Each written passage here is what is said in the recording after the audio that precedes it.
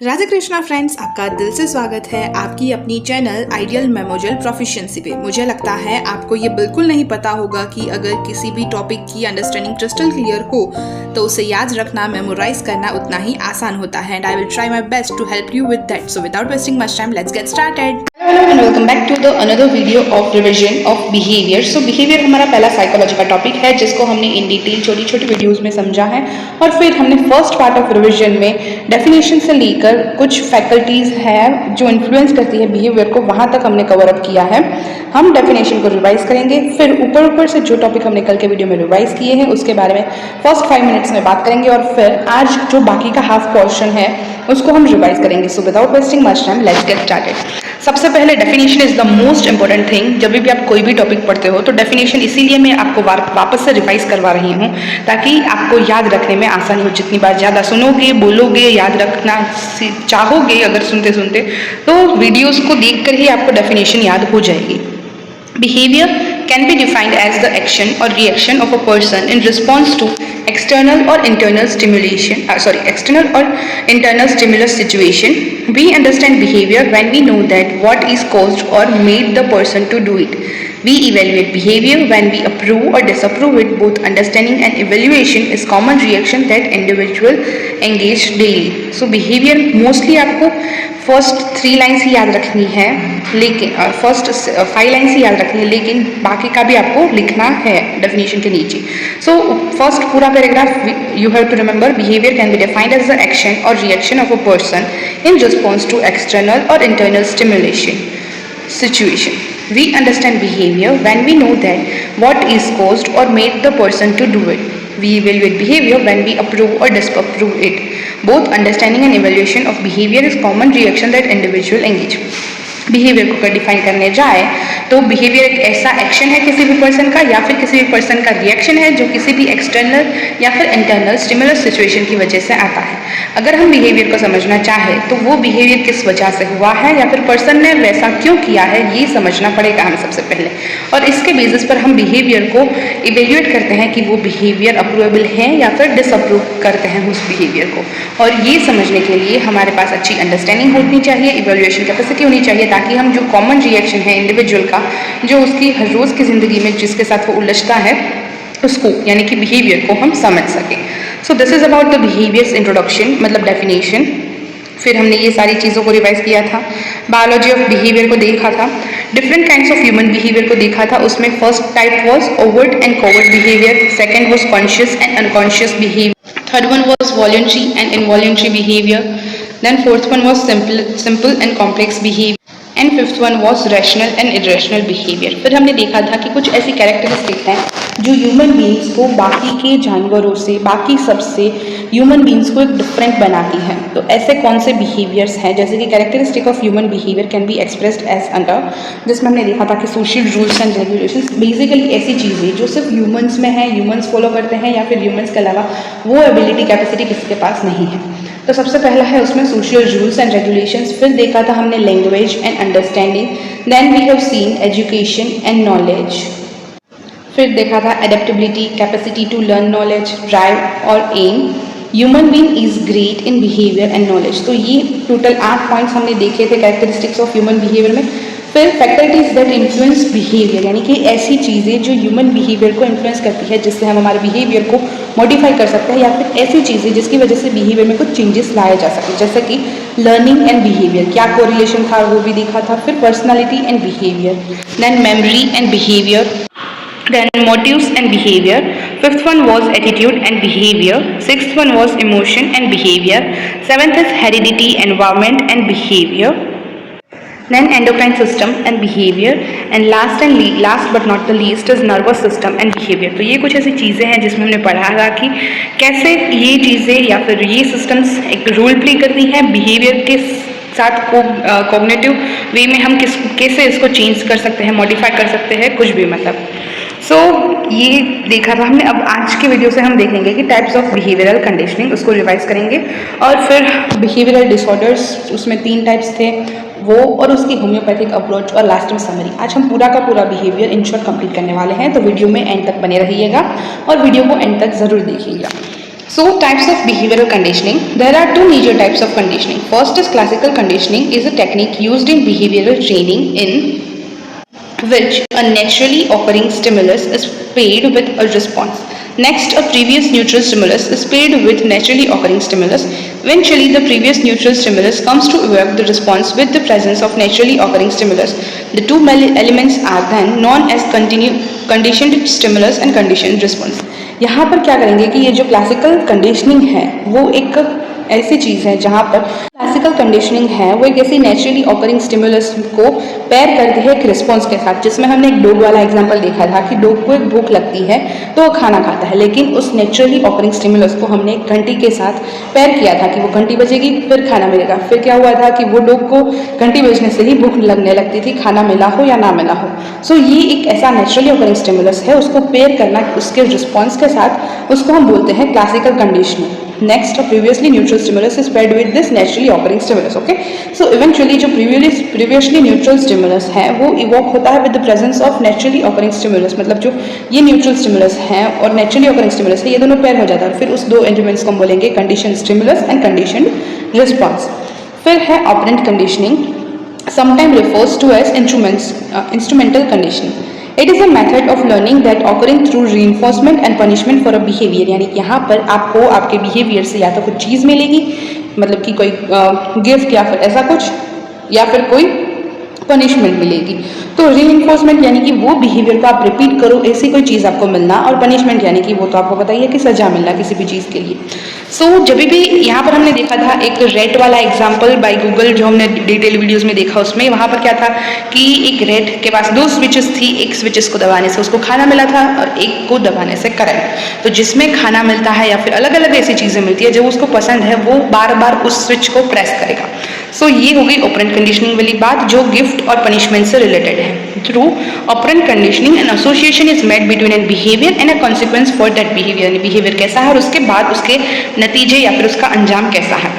When a desirable result follows an action, the behavior becomes likely to occur again in the future। मतलब जब desired result मिलते हैं तब वो behavior naturally आगे जाके और बार दिखता है। जैसे कि अगर बच्चों को आप किसी खराब चीज़ के लिए डांट दो तो अगर बच्चा समझदार है वो समझ जाएगा आपकी बात, तो डांटने से वो चीज़ आपके सामने वो नहीं करेगा, या फिर करेगा तो भी वो आपको पता नहीं लगने देगा। मतलब कि उसको पता है कि इससे उसको डांट मिलेगी। तो मतलब अगर आपको उससे ऐसे बोलोगे कि ये चीज़ नहीं करेगा तो मैं तुझे ये गिफ्ट दूंगी, तो वो फिर आपके सामने भी नहीं करेगा, आपके पीछे भी नहीं करेगा। तो this is a way of conditioning जहाँ पर मतलब उसके डिज़ायरेबल रिजल्ट्स अगर उसको मिलते हैं तो वो बिहेवियर को इन फ्यूचर करेगा। मतलब अगर आप उसको बोलोगे कि ये नहीं करने पर भी तुम्हें ये मिलेगा तो उसको तो उसका डिज़ायरेबल रिजल्ट मिलेगा। तो वो नहीं करना भी उसके लिए कुछ करना है कि वो पहले ये करता था और अब उसको वो नहीं करना है, रोकना है अपने आप को बहुत ज़्यादा खेलने से और होमवर्क करना है टाइम पे फॉर एग्जाम्पल, तो उसको डिज़ायरेबल रिजल्ट मिलेगा, उसके बदले में हर रोज़ उसकी फेवरेट डिश बनेगी। तो कुछ ऐसा हो सकता है। So responses followed by adverse outcomes on the other hand becomes less likely to happen again in future. और ऐसे रिस्पॉन्सेज जिसके बाद एडवर्स आउटकम्स मिलते हैं, जो आपको पसंद नहीं आए ऐसी चीज़ें होती है, तो दूसरी तरफ आप वो चीज़ें नहीं दोहराओगे दूसरी बार इन फ्यूचर। बिहेवियरल थेरेपी को अब समझने की कोशिश करते हैं। Behavioral therapy, it is based on learning principles. Its aim is to change the maladaptive behavior. The procedure are used according to environment and problems. तो behavioral therapy है वो learning principles पे बेस्ड है, यानी कि यहाँ पर आप सीखते जाते हो और अपने behavior में सुधार लाते जाते हो। Okay? learning principles पे बेस्ड है। इसका मेन एम ये है कि जो maladaptive behavior है, जो चीज़ें आपको नहीं करनी चाहिए, जिस वे में आपको बिहेव नहीं करना चाहिए, ऐसे maladaptive behavior को चेंज करना। और इस प्रोसीजर में this procedure are used according to environmental problems. मतलब आपका एनवायरनमेंट कैसा है, आपकी प्रॉब्लम्स कैसी है, उसके अकॉर्डिंग इस प्रोसीजर्स को यूज़ किया जाता है। क्लासिकल कंडीशनिंग टेक्निक, ये पहली चीज़ है जहाँ पर क्या होता है सिस्टमिक डिसेंसिटाइजेशन, यानी कि आप उस सिस्टम को इतना ज़्यादा फेस कर लोगे कि फिर आपको उससे जो सेंसेशन आता था वो सेंसेशन वहाँ पर नहीं आएगा। जैसे कि किसी भी चीज़ से बहुत ज़्यादा डर लगना, तो उसके ओवर एक्सपोजर में आ जाने से आपको रियलाइज हो जाएगा कि इसमें तो कोई डरने वाली बात ही नहीं थी। तो इसे कहते हैं सिस्टमिक डिसेंसिटाइजेशन। फिर ये चीज़ें हम कहाँ अप्लाई करते हैं, useful in the cases of fear, anxiety to appear in exam, apprehension etcetera. जब पहली बार एग्जाम देते हैं कैसा डर लगता है, लेकिन बार बार एग्जाम्स देने के बाद जो डर होता है वो खत्म हो जाता है। सो ये कुछ एग्जाम्पल्स है जहाँ पर सिस्टमिक डिसेंसिटाइजेशन का यूज हो सकता है। क्लासिकल कंडीशनिंग मैंने पहले ही बताया कि जहाँ पर आपकी कंडीशनिंग एक नेचुरली ऑकरिंग वे को एक न्यूट्रल वे के साथ कंबाइन करके कंडीशन किया जाता है। ओके, सो दूसरा है फ्लडिंग। फ्लडिंग यानी कि आप उस चीज का इतना ज्यादा ओवर सामना कर जाओ कि उससे फिर आप उब जाओ, मतलब आपको फिर वो राज ना आए, ऐसी बात। मतलब flooding for to get rid of fear of the heights. For example कि आपको हाइट से डर लगता है, आपको इतनी बार हाइट पे जाना है, आपको इतनी बार हाइट पे ले जाते हैं। मतलब फ्लडिंग और सिस्टमिक डिसेंसिटाइजेशन में कुछ ज्यादा फर्क नहीं है। सिस्टमिक डिसेंसिटाइजेशन यानी कि आपका डर खत्म हो गया, अब आप वहां पर नहीं जाओगे, उस चीज से नहीं डरते, इट्स ओके गुड, अब आप उसको और फेस नहीं करोगे। लेकिन फ्लडिंग मतलब ओवर उस जगह का आपको डर उतनी जल्दी, मतलब जितनी बार जाते हो उतनी बार डर लगता है, कुछ आपको फर्क महसूस ही नहीं होता। तो वहां पर ये फ्लडिंग वाली टेक्निक आती है और इसीलिए फियर ऑफ हाइट्स। फिर एवर्जन थेरापी, उससे पहले ये देख लो, in psychology systematic desensitization and flooding are both exposure therapies used to treat phobias and anxiety disorder, but they differ significantly in their approach। मतलब ये दोनों एंजाइटीज और फोबियाज को दूर करने की ही एक ट्रीटमेंट वे है, लेकिन इसमें थोड़ा बहुत डिफरेंस है। पहला है systemic desensitisation includes gradual step by step exposure to the feared objects और सिचुएशन। यहाँ पर क्या होता है, धीरे धीरे स्टेप बाय स्टेप आप उस डर लगने वाली चीज़ या फिर सिचुएशन से फेस करते हो, पेड विथ रिलैक्सेशन टेक्निक। और उसमें एंड में क्या है, एक रिलैक्सेशन टेक्निक है कि ओके कुछ नहीं होगा एंड ऑल दैट, मतलब आपको रिलैक्सेशन टेक्निक भी साथ में मिलती है। While flooding involves intense prolonged exposure to fear stimulus without gradual progress और रिलैक्सेशन टेक्निक। फ्लडिंग मतलब आपको वहाँ पर छोड़ दिया गया है, इंटेंस नहीं, मतलब स्टेप बाय स्टेप नहीं, फियर ऑफ हाइट है, हाइट पे खड़ा कर दिया है, उस स्टिमुलस पे जहाँ पर आपको डर लगता है वहाँ पर आपको भेज दिया, और यहाँ पर कोई भी प्रोग्रेशन नहीं है, रिलैक्सेशन टेक्निक नहीं है, आपको खुद को फेस करना है, खुद को संभालना है। This is what difference between both these terms.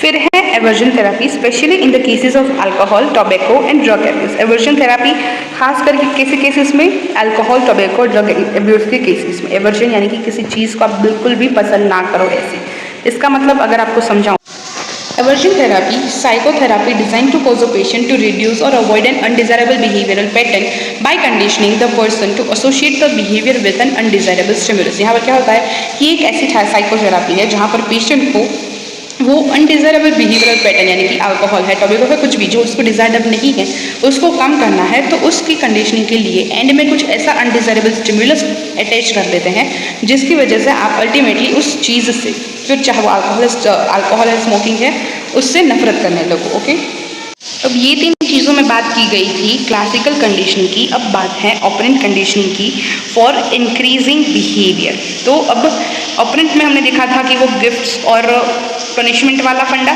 So operant conditioning for increasing behaviour used methods are positive reinforcement, negative reinforcement and model behaviour. Operant conditioning में बिहेवियर को इंक्रीज करने के लिए पॉजिटिव रीइंफोर्समेंट दी जाती है, यानी कि कुछ अच्छी बातें कही जाती है, अगर वो कुछ बुरा करे तो कुछ बुरी चीज़ें उसके साथ की जाती है, और उस तरीके से मॉडल यानी कि एक परफेक्ट वे में ट्रेंड कोई पर्सन, तो उसी तरीके से बिहेवियर को एक परफेक्ट वे में ट्रेन किया जाता है।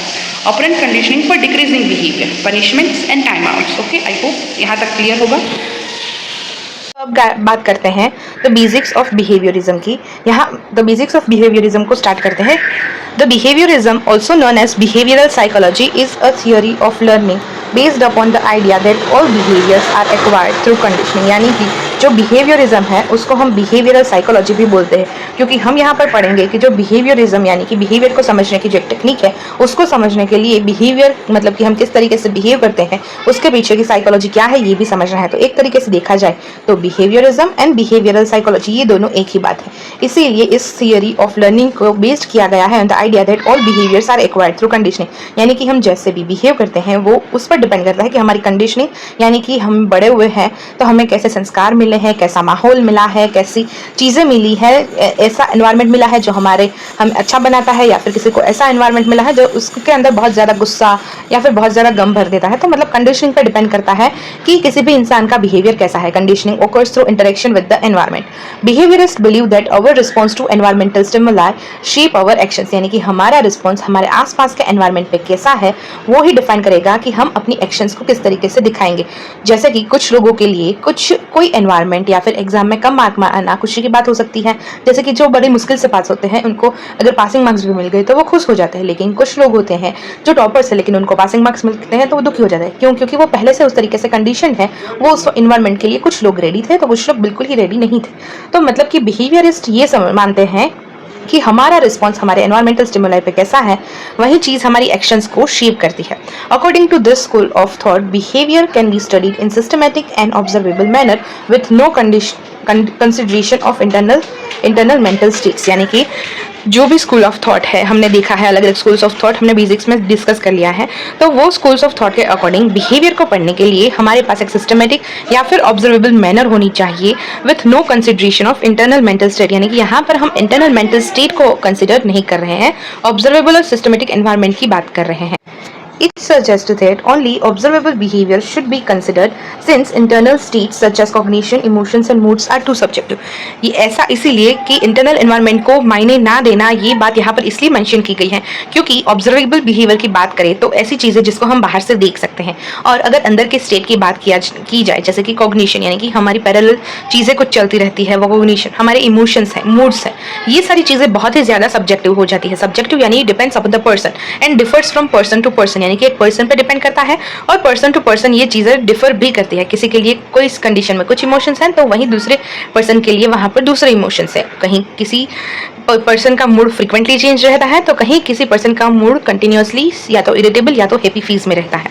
So this all depends upon subject, यानी कि ये बहुत सब्जेक्टिव चीज़ें हैं। इसीलिए strict behaviourist believe that any person could be potentially be trained to perform any task regardless of thing that genetic background, personality traits and internal thoughts, all it take is the right conditioning. या इसीलिए जो strict behaviourist है, जो सिर्फ इस behaviourist की theory को मानते हैं, प्रायोरिटाइज करते हैं, वो ऐसा मानते हैं कि ऐसे लोग जिनको पोटेंशियली ट्रेन किया जाए वो कोई भी टास्क कर सकते हैं अगर हम उनके जेनेटिक बैकग्राउंड्स को भूल जाएं, पर्सनल ट्रेट्स को भूल जाएं, इंटरनल थॉट्स को भूल जाएं, तो अच्छी से अगर उनको राइट कंडीशनिंग मिले तो वो कोई भी टास्क हो चाहे वो परफॉर्म कर सकते हैं। अब बात है मेजर थिंकर्स। सो अब बात है मेजर थिंकर्स वो इन्फ्लुएंस बिहेवियर। यहाँ पर हम क्या बात जो लोग हैं जिन्होंने बिहेवियर को इन्फ्लुएंस किया है ऐसे लोगों के नाम पढ़ेंगे और उनको बस सिर्फ पढ़ेंगे, याद रखने की कोशिश नहीं करेंगे। अभी अगर वो क्वेश्चन बनेगा तो ही याद रखेंगे, अभी सिर्फ समझने के लिए हम गो थ्रू कर रहे हैं। There are number of prominent theories and psychologist who left an indelible mark on behaviorism, including Ivan Pavlov, B.F. Skinner, Edward Thorndike, John B. Watson, Clark Hull. Now important events in behaviorism, just से भी हम go through करेंगे। 1863 Ivan Sechenov Reflexes of the Brain was published. Sechenov introduced the concept of inhibitory responses in the central nervous system. Inhibitory responses के बारे में बताया जो CNS में होते हैं, और उनके ये रिफ्लेक्स ऑफ ब्रेन को पब्लिश किया गया था 1863 में। 1864 Ivan Pavlov begin studying the salivary response and the reflex, यानी कि सलाइवरी रिस्पॉन्स क्या है और उसका किस रिफ्लेक्स के साथ कैसा कनेक्शन है, इसको पढ़ना स्टार्ट किया। 1913 John Watson psychology as the behaviours view it as a published the article obtained many of the main points of behaviourism, यानी कि यहाँ पर बहुत सारे मेन पॉइंट्स बिहेवियरिज्म है उसके आ गए हैं जॉन वाटसन की साइकोलॉजी की ये पब्लिश में। 1930 Watson and assistant Rosalie Rayner conducted the famous little Albert experiment. 1943 Clark Hull's Principle of Behavior was published. 1948 B.F. Skinner published Walden 2, in which he described an utopian society founded upon behaviorist principle. 1959 Noam Chomsky published his criticism of Skinner behavior review of verbal behavior. 1971 B.F. Skinner published his book Beyond Freedom and Dignity, in which he argued that free will was an illusion. तो ये कुछ publications थे behaviourism से related और उसके evolutionary years से कैसे उसमें आगे इवोल्यूशन आया, नए नए पब्लिकेशंस आए। अब मेन टॉपिक जिसके लिए हमने इतना बेसिक जो बिहेवियरिज्म का स्टडी किया वो बिहेवियरल डिसऑर्डर्स इन चाइल्डहुड। तो बिहेवियर में कुछ डिसऑर्डर्स भी होते हैं और खास करके कुछ ऐसे डिसऑर्डर्स जो चाइल्डहुड से ही देखने को मिलते हैं। Introduction, behavioural problems from A considerable chunk of psychology difficulties in children. मतलब कि बिहेवियरल प्रॉब्लम्स की वजह से कुछ कंसिडरेबल चंक में यानी कि कंसिडरेबल वे में साइकोलॉजी में डिफिकल्टीज आ सकती है चिल्ड्रंस में, मतलब साइकोलॉजिकल डिफिकल्टीज आ सकती है चिल्ड्रंस में जिसको हम कंसिडर कर सके ऐसी वाली behavioural problems. Okay, so it is often difficult to identify this problem due to lack of awareness. Lack of awareness की वजह से ऐसी प्रॉब्लम्स को आइडेंटिफाई करना थोड़ा डिफिकल्ट हो सकता है. The illness classified under behavioral disorder are ADHD, attention deficient hyperactivity disorder. अब ये सब क्लासिफिकेशंस है conduct disorder and oppositional deficient disorder. तो सबसे पहले है ADHD यानी कि attention deficient hyperactivity disorder. This is a behavioural problem in children which is characterized by impaired levels of overactivity not appropriate to the age of child, inability to attentive and impulsiveness. यानी कि इसको देखो, अगर आपको थोड़ा detail में जानना है गूगल से भी क्या दिया गया है वो सब, तो थोड़ा आप बेसिक इंट्रोडक्टरी वीडियो देख लो, ये रिवीजन वीडियो है. तो यहाँ पर हम सिर्फ इतना रिवाइज करेंगे जितना अभी यहाँ पर मेंशन किया गया है. तो ऐसे बिहेवियरल प्रॉब्लम्स जिसकी वजह से बच्चों में कुछ इंपेयरमेंट आ जाती है एक्टिविटी की लेवल्स में, जिसकी वजह से बच्चे ओवर एक्टिव हो जाते हैं अपनी एज से ज्यादा, मतलब एज के अकॉर्डिंग उनको जितना एक्टिव होना चाहिए उससे ज्यादा वो हाइपर एक्टिव है या फिर ओवर एक्टिव है.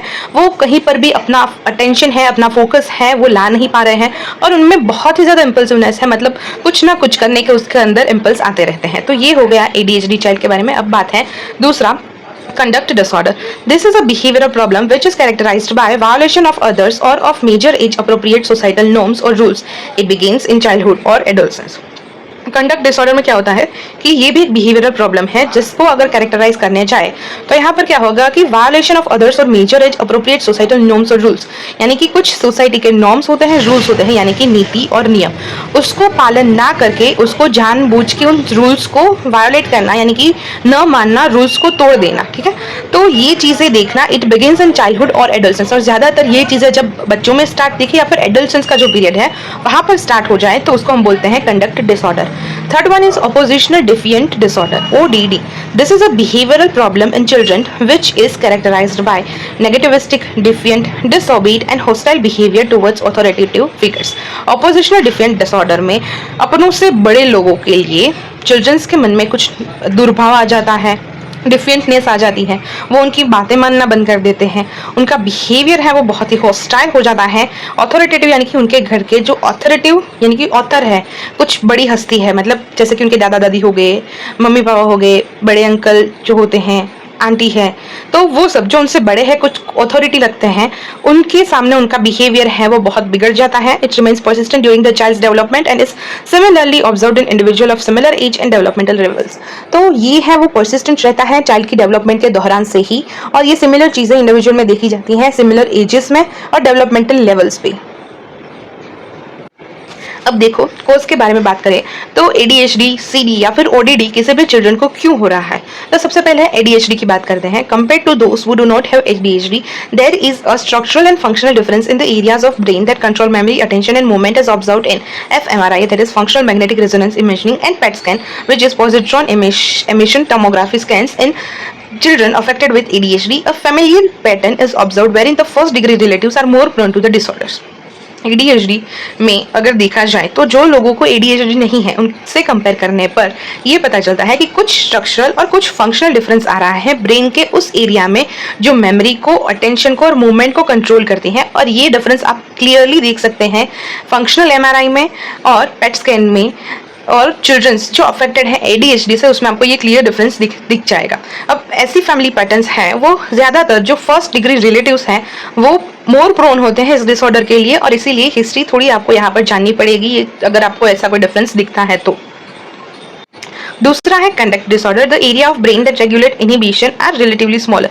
कंडक्ट डिसऑर्डर में ऐसा है ब्रेन का एरिया जो इनहिबिशन मतलब कि कब रुकना है किसी चीज में, या फिर इनहिबिशन मतलब आपकी कोई भी एक्शन को इनहिबिट करना है, वो जो ब्रेन का एरिया रेगुलेट करता है वो रिलेटिवली स्मॉलर होता है compare to normal peoples. Factors like poor living conditioning, violent neighborhood and violent caregivers are also responsible for the development of conduct disorder. यानी कि आपकी जो लिविंग कंडीशनिंग है वो पहले से ही पुअर रही है, आपकी कंडीशनिंग ठीक से नहीं हो पाई है, या फिर आपके नेबर्स बहुत ही ज़्यादा वायलेंट है, पूरे दिन आस-पास से सिर्फ चिल्लाने की, झगड़ा करने की ऐसी ही आवाज़ आती है, या फिर वायलेंट कैरगिवर्स यानी कि जो भी उस बच्चे का ध्यान रख रहा है वो खुद उतने गुस्से वाले हैं, किसी की बात नहीं मानते, किसी को जैसे तैसे जवाब दे देते हैं. तो ये सारी चीज़ें हैं वो रिस्पॉन्सिबल होती है for the development of conduct disorder. यहाँ पर भी सेम चीज़ आगे होती है. The first degree relatives are more prone to this disorder. अब बात करते हैं Oppositional defiant disorder, it may occur as a result of influence of similar behavior in the family and by reinforcement of hostile behavior as an acceptable means of interacting with others. Oppositional defiant behavior को हमने जैसा देखा था कि यहाँ पर क्या होगा कि जो बच्चे हैं वो बहुत ही ज़्यादा अपने बड़ों के खिलाफ नेगेटिव हो जाते हैं, ऑपोजिशनल डिफियंट हो जाते हैं, मतलब बहुत ज़्यादा अपोज करने लगते हैं, ऐसा उसका बिहेवियर हो जाता है। तो उसमें क्या होता है कि ये तभी होता है जब कोई सिमिलर बिहेवियर फैमिली में किसी का देखा जाए बच्चों के द्वारा, क्योंकि बच्चे जो देखते हैं वहीं सीखते हैं, या फिर उनको रीइंफोर्समेंट दी जाए उनके हॉस्टाइल बिहेवियर के लिए, यानी कि मतलब बढ़ावा किया जाए उनके ऐसा बिहेवियर का, या फिर एक्सेप्ट किया जाए इंटरेक्शन, इस ऐसे इंटरेक्शन को कि भाई हाँ बच्चा है जाने दो, तो उनको एक्सेप्टेंस अगर मिल जाती है तो तभी ये ऑपोजिशनल डिफरेंट डिसऑर्डर देखने को मिलता है। दूसरा है science and symptoms, attention deficit hyper active disorder. तो साइंस और सिम्टम्स कैसे हैं इसके, तो सबसे पहला क्या है, ADHD के हमने सिम्टम्स देखने हैं। तो पहला है inattention, the child has difficulty giving close attention to details or making mistake in school works or other activities. It finds difficult to sustain attention in task, play और activities, यानी कि बच्चों के लिए डिफ़िकल्ट हो जाता है अपना अटेंशन किसी भी चीज़ पर फोकस कर पाना, ध्यान से अटेंशन दे पाना। डिटेल्स वाले वर्क पे वो ठीक से काम नहीं कर पाते, स्कूल वर्क्स में वो बहुत ज़्यादा गलतियाँ कर देते हैं, या फिर दूसरी ऐसी एक्टिविटीज़ है जिसमें अटेंशन देना पड़े वो चीज़ें उनसे होती नहीं है, या फिर करते हैं तो गलत करते हैं, और ये उनके लिए डिफ़िकल्ट हो जाता है कि अपना अटेंशन कहीं पर भी वो फोकस करके लगा पाए, टास्क हो, कोई भी गेम हो या फिर कोई भी एक्टिविटी हो। दूसरा है हाइपर एक्टिविटी, यानी कि बहुत ही ज़्यादा हाइपर हो जाना, हाइपर एक्टिव रहना। There is difficulty in organizing task and activities, easily distracted, forgetful in daily activities, unable to sit in one place, finds it difficult to engage in leisure activities, talks excessively, fidgets with hand और feet, यानी कि ये उनके लिए difficult हो जाता है कि वो कोई ऑर्गेनाइजिंग टास्क करे या फिर ऑर्गेनाइज्ड वे में एक्टिविटीज़ करे, वो हमेशा डिस्ट्रैक्टेड रहते हैं, अपनी एक्टिविटीज़ को भूल जाते हैं, फिर एक जगह पर बैठ नहीं पाते, और उनके लिए किसी भी मतलब काम करना पड़े, लेजरियस मतलब जिसमें उनको कुछ काम करना पड़े, या फिर एकदम मतलब आलस वाला काम हो, बैठकर आप ठीक से कर सकते हो वो काम को, आपको कुछ ज़्यादा एक्टिविटी नहीं करनी है, तो ऐसी लेजरियस एक्टिविटी में वो अपने आप को एंगेज नहीं कर पाते, बहुत ज़्यादा बातें करते हैं और अपने हाथ पाँव हमेशा हिलाते रहते हैं।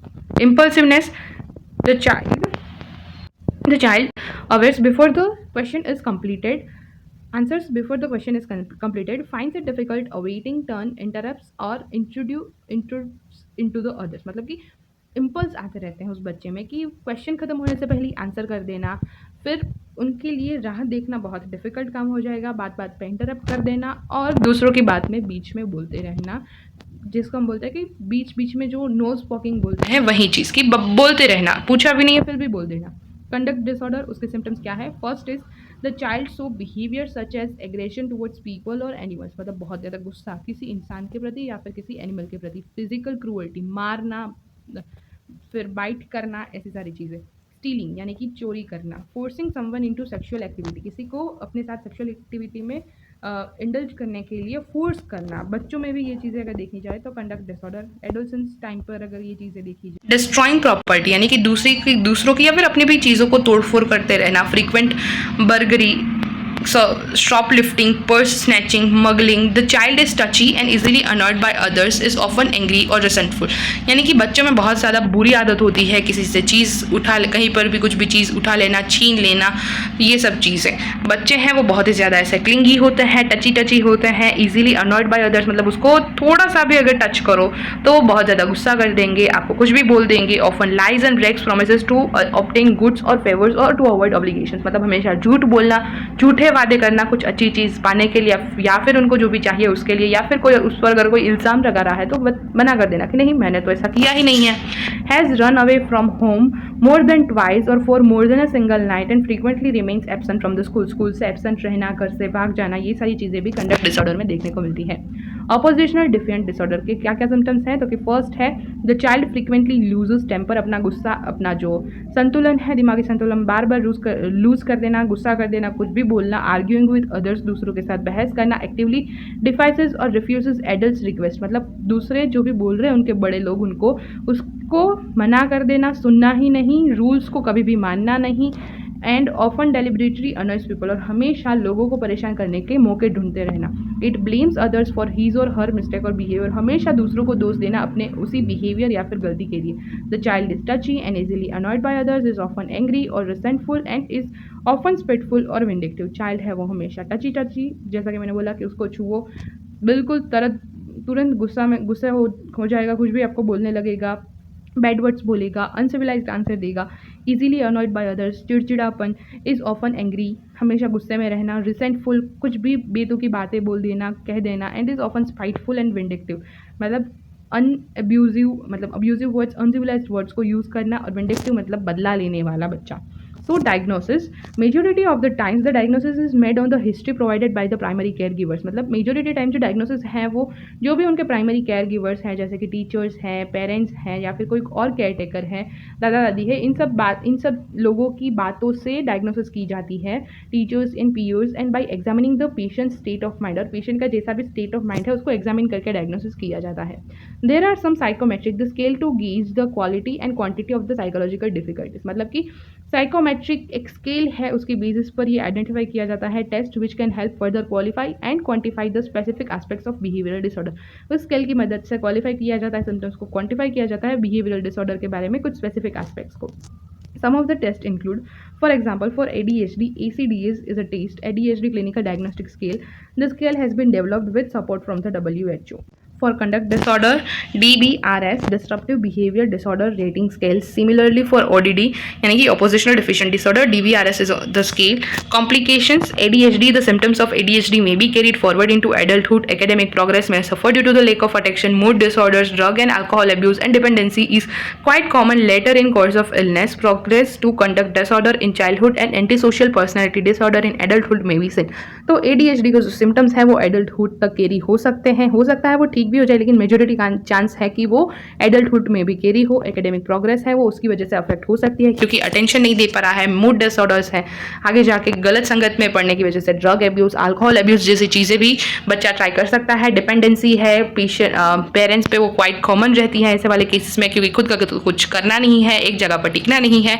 एंड कोर्स ऑफ इलनेस में ये सारी चीज़ें आगे जाके, मतलब जो इलनेस है उसमें ये सारी चीज़ें देखने को मिल सकती है। Progress to conduct disorder in childhood, मतलब ADHD को अगर ठीक से ध्यान देकर नहीं सुधरा जाए तो वो कंडक्ट डिसऑर्डर में कन्वर्ट हो सकता है चाइल्डहुड के दौरान, या फिर एडल्टहुड में वो एंटी सोशल पर्सनैलिटी डिसऑर्डर में कन्वर्ट हो सकता है, कि फिर वो बच्चा सोशली कभी भी वो ठीक से आ नहीं पाएगा, सोशलाइज्ड होना पसंद नहीं करेगा और उसकी पर्सनैलिटी ही एंटी सोशल बन जाएगी।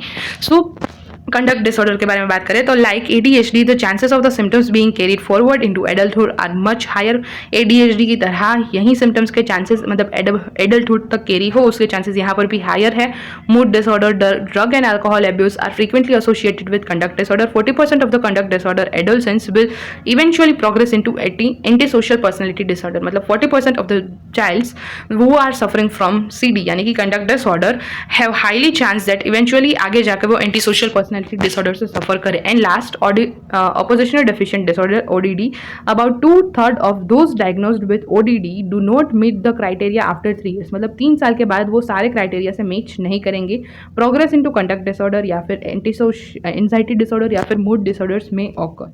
मैनेजमेंट क्या है तो ADHD patient education is a vital part of the treatment of ADHD. The patient and relatives must become well aware about the illness and treatment options.